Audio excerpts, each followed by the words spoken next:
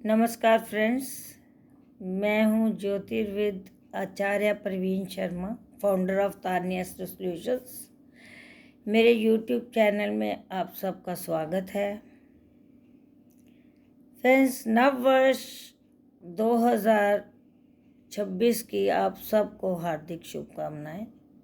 माता रानी आप सबको उत्तम स्वास्थ्य, मान सम्मान, मन की शांति और सभी कार्यों में आपको सफलता प्रदान करे, यही मेरी शुभेच्छा है नए साल पे आपके लिए।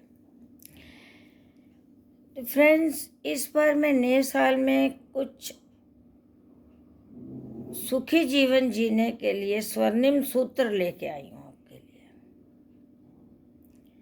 लिए। यदि आप इन सूत्रों को ध्यान से सुनेंगे और अपने जीवन में अपनाएंगे तो आपको हर क्षेत्र में सफलता प्राप्त होगी और निराशा का सामना नहीं करना पड़ेगा। तो फ्रेंड्स, सबसे पहले तो इंसान की नेचर देखी जाती है, स्वभाव। जो स्वभाव है हमारे चरित्र का निर्माण करता है। तो हमें स्वभाव में एक अपने मिठास लानी चाहिए। सदैव मुस्कुरा के मिलिए, किसी से भी मिलना है तो मुस्कुरा के आप बात करो, क्योंकि जो हंसमुख व्यक्ति होता है वो एक ऐसी फुहार है कि जिसके छींटे जो है हर किसी के मन को ठंडा कर देते हैं। तो इसीलिए स्माइल ऑलवेज। दूसरा मैं आपको ये बताती हूँ, जो आलस्य है हमारा सबसे बड़ा शत्रु है। आलस्य, हम कोई भी जैसे काम हम करने में समर्थ हैं, हम कर भी सकते हैं, लेकिन फिर भी हम आलस की वजह से उसको कल पे टाल देते हैं।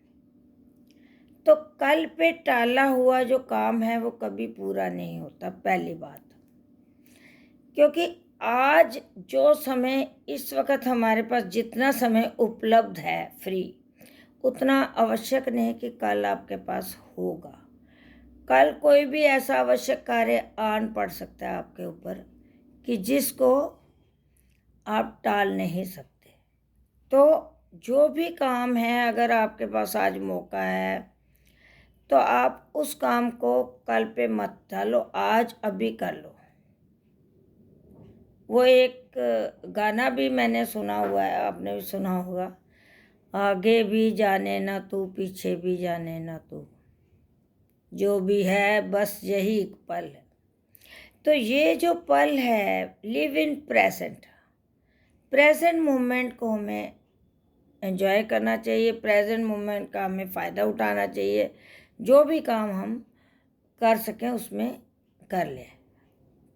कल करे सो आज, कल आज करे सो अब, परले में परले होता है कौन जाने कब। तो ये तो एक मुहावरा है, लेकिन इसे भी हमें अपने जीवन में अपनाना चाहिए। और दूसरी बात एक और मैं आपको बताना चाहूँ कि हम कई बार दूसरे जो सफल हो सकते हैं, उनकी सफलता को हम जब असफल करना चाहते हैं तो हम खुद भी कोई सफल नहीं होते, हम भी असफल ही होते हैं।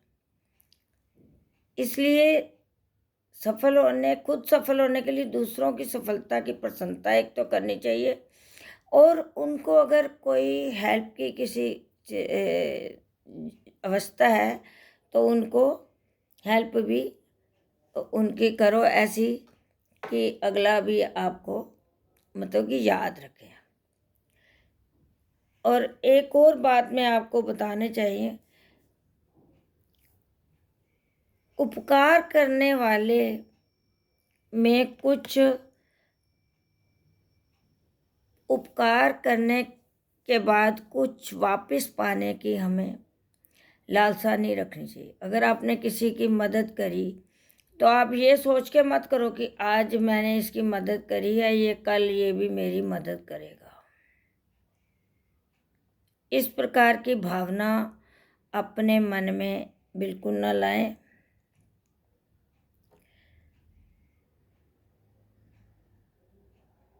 और जो असफलता का भय जो है हमारे ऊपर, कि कोई काम करने से हम डरते हैं कि ये कहीं हम असफल ना हो जाए, जो उसका भय है ना, वही हमें सफलता की ओर लेके जाता है।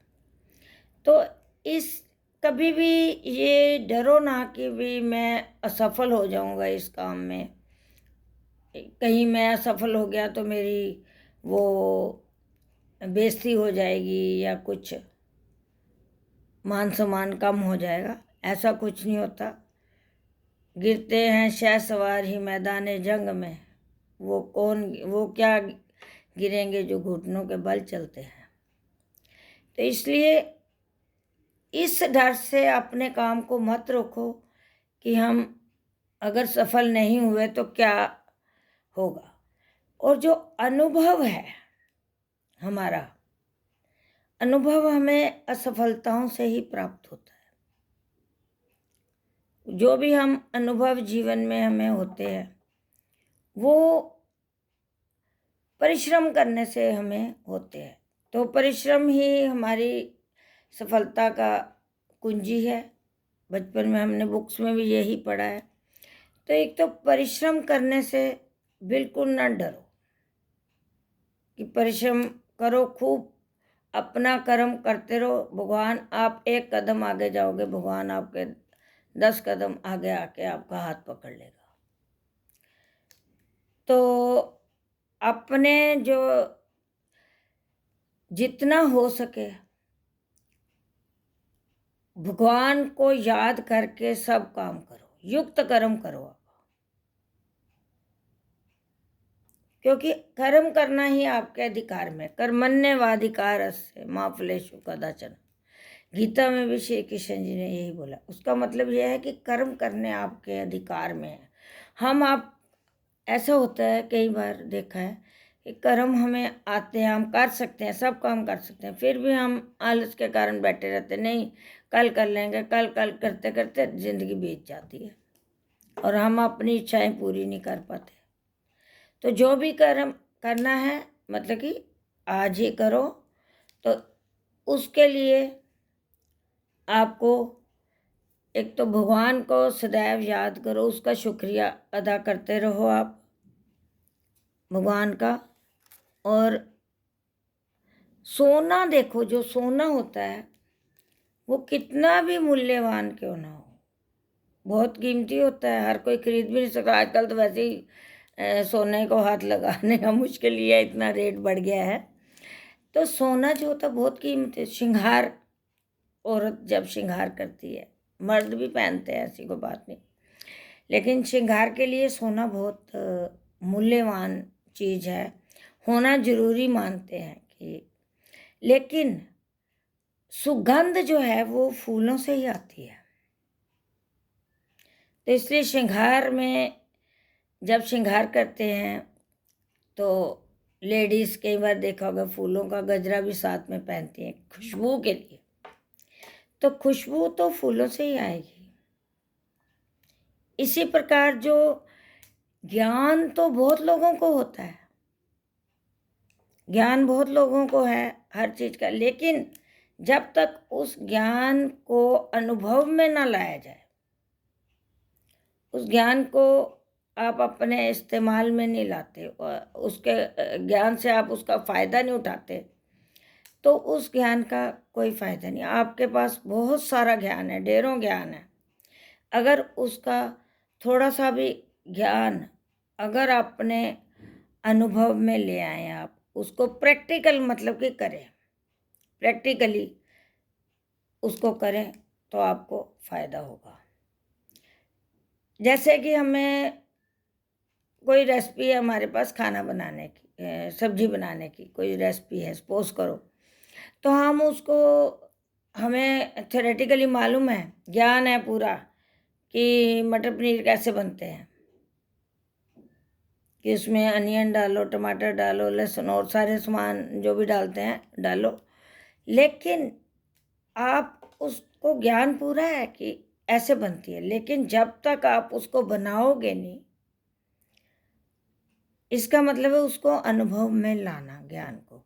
आप उसका अनुभव नहीं करोगे, बना के नहीं देखोगे खुद, तब तक आपको तो ये स्वाद ही लगेगा मुंह में कि ऐसे होता है मटर पनीर का स्वाद। जब खुद बनाओगे खाओगे तो तभी आपको पता चलेगा कि ये कैसे है प्रैक्टिकल। तो जो ज्ञान जो आप कहीं से भी हासिल करते हैं उनके लिए प्रैक्टिकल अप्रोच आवश्यक है। दूसरा है आपको बुक्स, अच्छी अच्छी बुक्स पढ़ा करो, धार्मिक स्पिरिचुअल अगर आपका इंटरेस्ट इंक्लाइंड है तो स्पिरिचुअल बुक्स भी पढ़ो, वो बहुत अच्छी होती हैं। उनके बड़ा आपको मन की शांति बहुत प्राप्त होती है, उससे पूरी लाइफ मैनेजमेंट है उनमें। गीता, श्रीमद् भगवत गीता आप पढ़ो, उसमें पूरी लाइफ मैनेजमेंट आपको मिलेगी। तो कुछ समय आप सद्ज्ञान प्राप्त करने में लगाओ, कुछ आप जो है अपने कमाई में से कुछ मदद करो गरीबों की। जहाँ पर आपके कोई भी आपको ऐसा इंसान मिल जाता है, आप सोचते हो अगर आप सामाजिक हो और सोचते हो कि भी हाँ इसको मेरी अवस्था है, मैं इसकी हेल्प कर सकता हूँ या कर सकती हूँ, तो वी शुड कम फॉरवर्ड। हमें हेल्प अवश्य करनी चाहिए ऐसे, और अपने कमाई में से कुछ दान डोनेशन करनी चाहिए। उससे क्या होता है, बरकत पड़ती है, हमारे काम में बरकत आती है। और जो है आलस्य जो है उसको हमें त्याग देना चाहिए। आलस्य जो है इंसान का सबसे बड़ा दुश्मन है। और दूसरा एक और मैं आपको बहुत अच्छी बात बताती हूँ कि जब भी आपके कोई काम अटका हुआ है, कोई ज़रूरी आपने करना है, आप कहते हो कि टाइम नहीं है मेरे पास करने का। ज़्यादातर आजकल यही है। इवन बच्चे, छोटे से बच्चे को भी हम पूछे ना कि भैया ये कर दो बेटे, अभी टाइम नहीं है नानी, अभी टाइम नहीं है दादी। भी टाइम जाता कहाँ है? जो प्रेसिडेंट है, प्राइम मिनिस्टर हैं हमारे, या बड़े बड़े जो लोग हैं, उद्योगपति भी हैं, जो करोड़पति लोग हैं, उनके पास भी भगवान ने 24 घंटे दिए हैं और हमारे पास भी 24 घंटे हैं। फिर ऐसा क्या है कि हम नहीं कर सकते और वो कर रहे हैं? Mismanagement of time. Time management बहुत ज़रूरी है। वो टाइम हमारा कहाँ जाता है? एक तो आजकल जो मोबाइल की लत लगी हुई है सबको। चलो जो ज़रूरी है मोबाइल का काम है, मोबाइल पे फ़ोन सुनना, और जो मैसेजेस वगैरह आपको अगर इम्पोर्टेंट है वो देखो। होता क्या है, हम बेकार की यूट्यूब की वो और फालतू की टिकटॉक पे और रीलें और ये वो जो हमारे मतलब की नहीं है वो भी हम देखते रहते, टाइम पास करते रहते हैं। और फिर जब असली जो काम करना होता है उस वक़्त हमें ऐसे लगता है कि हमारे पास टाइम ही नहीं है जी। तो मैं एक चीज़ आपको बताऊंगी, एक बहुत ही जो रूल सूत्र बताऊंगी जो मेरे अनुभव में आया है। मैं अपने ऊपर भी उसको आजमाती रहती हूँ कि जिस दिन मैंने कोई ख़ास काम करना होता है, घर का या बाहर का भी, जो इम्पोर्टेंट वर्क है जिसके करने के बगैर हमारा गुजारा नहीं है, मोबाइल एक दिन नहीं देखेंगे, व्हाट्सएप पे कुछ तो गुजारा है, ठीक है। तो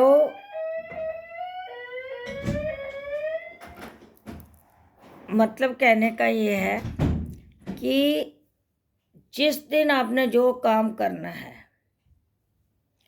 उस दिन आप अपने मोबाइल को अलग रख दो एक साइड पे। समझ लो है नहीं आपके पास मोबाइल, या आपका मोबाइल खराब हो गया, ठीक है, और फिर आप अपना काम कर लो आराम से। पहले कैसे होता था, हमें याद है कि हम जब बचपन में थे तो हमें मतलब कि जब हमारी जब शादी हुई थी तब मोबाइलों के ज़माने नहीं थे, लैंडलाइन भी किसी किसी के पास होता था। तो सारा दिन घर के काम करने, कपड़े भी धो लेने, सब काम करके बच्चों को भी स्कूल भेज के फिर भी हमारे पास 2-4 घंटे फ्री में होते थे। अब तो किसी के पास यही एक्सक्यूज़ है, हर किसी के पास कि टाइम नहीं है। तो टाइम मैनेजमेंट आपने करना है। नहीं होता, टाइम टेबल बना लो। एक टाइम टेबल बना लो आप कि भाई सुबह उठ के मैंने क्या, सबसे पहले क्या काम करना है, उसके बाद क्या करना है। अपने जितने भी आपके काम हैं उन सबको उस सूची में शामिल कर दो टाइम टेबल की। तो ये एक बहुत ही बढ़िया तरीका है। टाइम टेबल बनाओ और उसके अकॉर्डिंगली आप काम करो। उसमें आप सोशल मीडिया का टाइम रख सकते हो, घंटा 2 घंटा। उससे आपको वैसे भी फ़ायदा होएगा। मोबाइल से दूरी बनानी तो आजकल सभी कहते हैं। तो इस तरीके से भी आप अपना टाइम मैनेजमेंट कर सकते हो। और दूसरा जो है वो आप